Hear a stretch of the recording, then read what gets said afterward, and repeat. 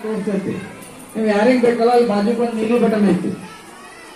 ಆ ನೀಲಿ ಬಟನ್ ಒತ್ತ ತಕ್ಷಣ ಏನಪ್ಪಾ ಅಂದ್ರೆ ಒಂದು ಸೌಂಡ್ ಬರ್ತೈತಿ, ಸೌಂಡ್ ಬರ್ತೈತಿ. ಆಮೇಲೆ ನೆಕ್ಸ್ಟ್ ಅವ್ರ ಫೋಟೋ ಏನಪ್ಪಾ ಅಂದ್ರೆ ಒಂದು ಬಾಕ್ಸ್ ಒಳಗೆ ಬೀಳುವಂತ ಬರ್ತೈತಿ. ಅಷ್ಟು ನೋಡ್ಕೊಂಡು ನಾವು ಕನ್ಫರ್ಮ್ ಮಾಡ್ಕೊಂಡು ಬಂದ್ಬಿಡು. ಫಸ್ಟಿಗೆ ಏನ್ ಹೋಗ್ಬೇಕಾದ್ರೆ ಕೈಗೆ ಎಡಗೈ ಇಟ್ಕೊಂಡು ಹೋಗ್ಬೇಕು. ಅಲ್ಲಿ ಹೋದ ನಂತರ ಅಲ್ಲಿ ವೋಟಿಂಗ್ ಹಾಕಿ ಮತ್ ನಿಮ್ ಜಾಗಕ್ಕೆ ಬಂದು ಕುಂದ್ರೋದು. ಅಲ್ಲಿ ಕುತ್ಕೊಂಡ ನಂತರ ಗಲಾಟೆ ಮಾಡಂಗಿಲ್ಲ. ಬಾಯ್ಸ್, ಆ ಎಲೆಕ್ಷನ್ ಮುಗಿದ ರಿಸಲ್ಟ್ ಅನೌನ್ಸ್ ಆಗುತ್ತಾನ ಯಾರು ಏನು ಮಾಡಂಗಿಲ್ಲ, ಸೌಂಡ್ ಮಾಡಂಗಿಲ್ಲ.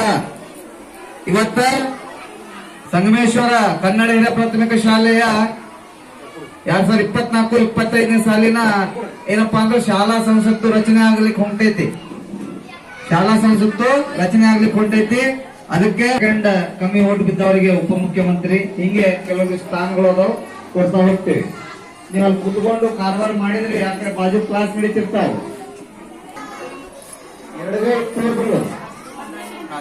ಎಡಗೈ ತೋರ್ಬರ್ಗಳಿಗೆ ನಿಮ್ಗೆ ಪೇಪರ್ ಬೇಕಾ?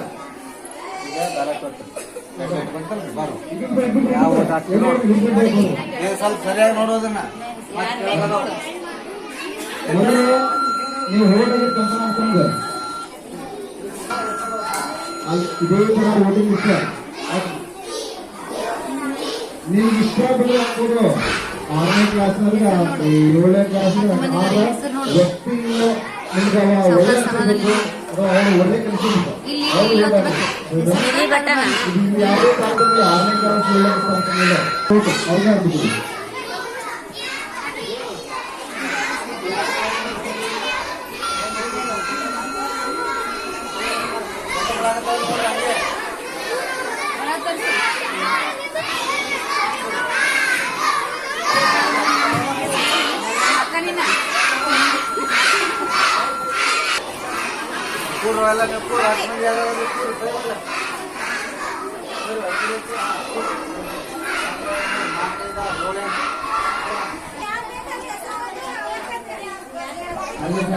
ಅಲ್ಲಿ ಯಾರಿಗೆ ಬೇಕಾದ ಟೀಚರ್ಗಳು ಅವರ ಫೋಟೋ ನೋಡ್ರಿ, ಅವರ ಹೆಸರು ಐತಿ, ಅದರ ಒಂದು ನೀಲಿ ಬಟನ್ ಐತಿ, ಅದು ಮಾತ್ರ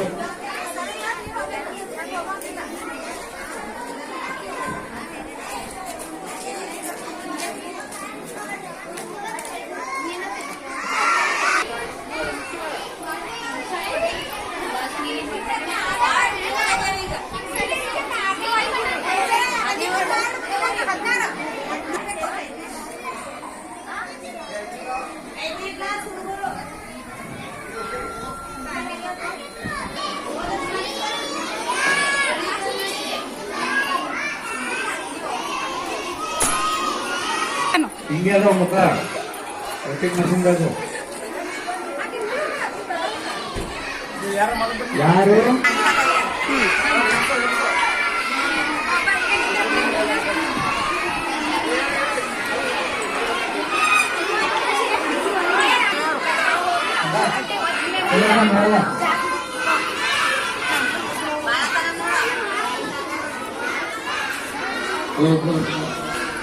ಮಾಡಾಡ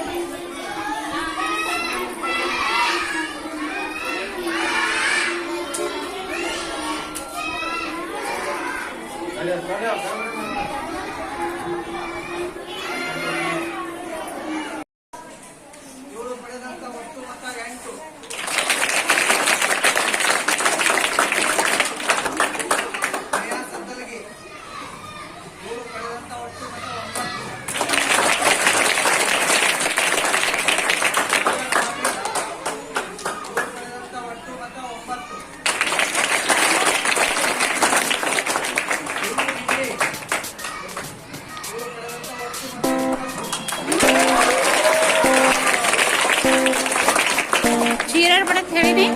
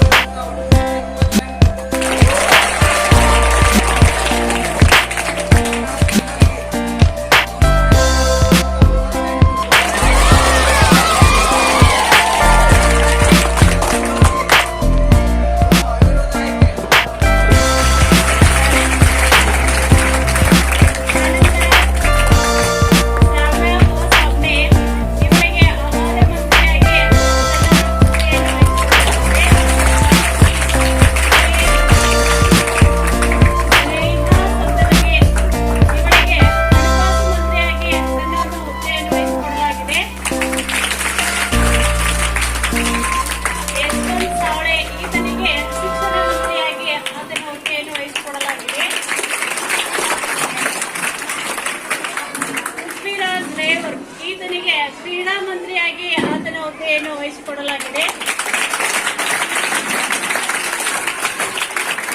ಅಂಕಿತಾ ಕಾಮಂಡ್ ಈತನಿಗೆ ಸ್ವಚ್ಛತಾ ಮಂತ್ರಿಯ ಹುದ್ದೆಯನ್ನು ವಹಿಸಿಕೊಡಲಾಗಿದೆ. ನಿಖಿತಾ ಉಪ್ಪಾರ್ ಈತನಿಗೆ ಪ್ರವಾಸ ಮಂತ್ರಿ ಹುದ್ದೆಯನ್ನು ವಹಿಸಿಕೊಡಲಾಗಿದೆ. ಸ್ಫೂರ್ತಿ ಜಲಾಲ್ಪುರ್ ಈತನಿಗೆ ಪ್ರಾರ್ಥನಾ ಮಂತ್ರಿಯಾಗಿ ಆತನ ಹುದ್ದೆಯನ್ನು ವಹಿಸಿಕೊಡಲಾಗಿದೆ.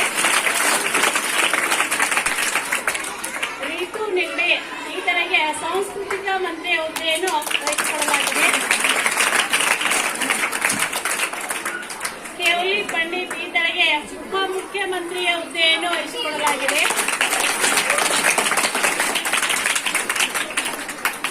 ಶ್ರೀನಾಥ್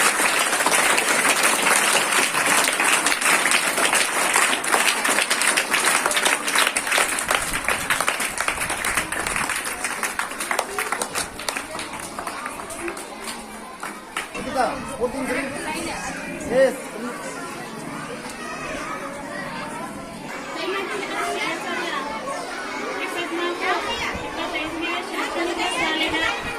ಶಾಲಾ ಸಂಸತ್ತಿನ ಪ್ರಮಾಣ ವಚನ ಬೋಧನೆ ಶ್ರೀ ಸಂಗಮೇಶ್ವರ ಕನ್ನಡ ಹಿರಿಯ ಪ್ರಾಥಮಿಕ ಶಾಲೆಯ ವಿದ್ಯಾರ್ಥಿಯಾಗಿದ್ದ ನಾನು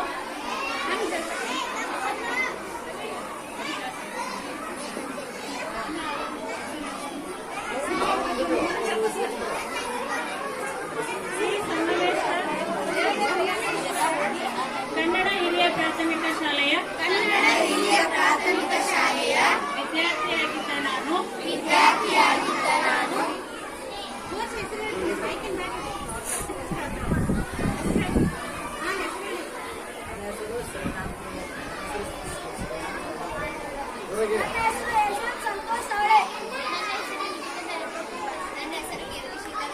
ನನ್ನ ಹೆಸರು ಗೀತು ಬಸವರಾಜ್. ನನ್ನ ಹೆಸರು